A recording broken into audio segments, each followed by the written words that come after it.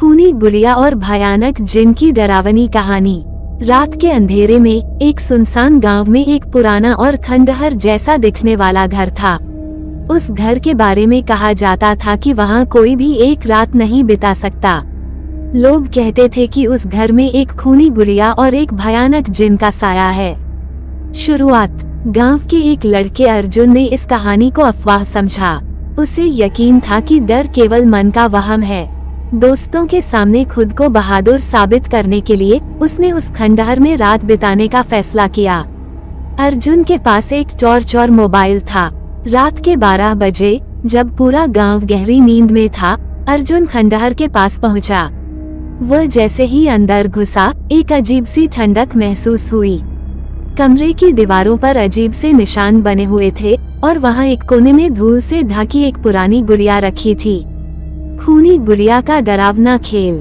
अर्जुन ने हंसते हुए कहा, तो यही है वो खूनी गुड़िया। उसने गुड़िया को उठाकर देखा। उसकी आंखें कांच की थीं, लेकिन ऐसा लग रहा था जैसे वे उसे घूर रही हों। अचानक गुड़िया की आंखें लाल हो गईं और उसने धीमे से हंसने की आवाज निकाली। अर्जुन डर से कांपने लगा, लेकिन उसने खुद को संभाला और सोचा कि यह उसका भ्रम है। लेकिन तभी गुड़िया ने कहा, तुम यहाँ क्यों आए हो? अब तुम्हें लौटने का कोई रास्ता नहीं है। अर्जुन चौंक गया। गुड़िया ने खुद को हवा में उठा लिया और उसके सामने गिर पड़ी।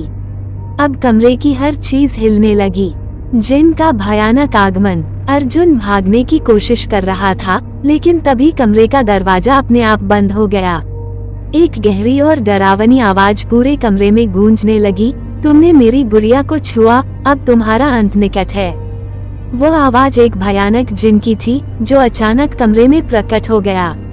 उसकी आंखें आग की तरह जल रही थीं और उसका शरीर धुएं से ढका हुआ था। अर्जुन चीखना चाहता था, लेकिन उसकी आवाज गले में अटक गई। जिन ने कहा, ये गुड़िया मेरी ताकत का स्रोत है। जो भी इसे छूता है, उसकी आत्मा मैं हमेशा के लिए कैद कर लेता हूँ। भयानक अंत। अर्जुन ने माफी मांगने की कोशिश की, लेकिन जिन हंसते हुए बोला, अब माफी का समय नहीं, तुम्हारी आत्मा अब मेरी होगी। जिन ने अपनी लंबी डरावनी उंगलियां अर्जुन की ओर बढ़ाईं। अर्जुन चीखते हुए जमीन पर गिर पड़ा। अगली सुबह गांव वालों ने अर्जुन को उस घर के बाहर बेहोश पाया, लेकिन उसका चेहरा पूरी तरह सफेद था और उसकी आंखें बिल्कुल खाली। वो कुछ बोल नहीं सकता था और उसके हाथ में वही खूनी गुड़िया थी। चेतावनी। उस दिन के बाद गांव के लोगों ने उस खंडहर के पास जाना बंद कर दिया। कहते हैं, रात के समय वहां से अभी भी अर्जुन की चीखें सुनाई देती हैं। जो भी उस घर के करीब जाता है, वो कभी वापस नहीं लौटता। अगर आप ये कहानी सुनकर उस खंडहर में जाने का सोच रहे हैं, तो सावधान रहें। खूनी गुड़िया और जिन आपका इंतजार कर रहे हैं। ध्यान दें, अगर आप ऐसी और डरावनी कहानियां सुनना चाहते हैं, तो चैनल को सब्सक्राइब करें, लाइक करें और वीडियो को ज्यादा से ज्यादा शेयर करें। अगली बार और भी खौफनाक कहानी के साथ मिलते हैं।